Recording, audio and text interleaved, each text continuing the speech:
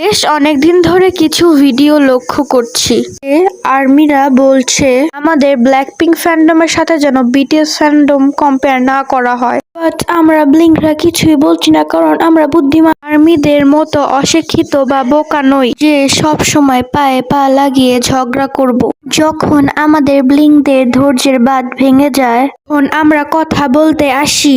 BTS most views song Dynamite যার views 1.9 billion আর Blackpink most views song দুরুদ দুরুদ যার views 2.2 billion।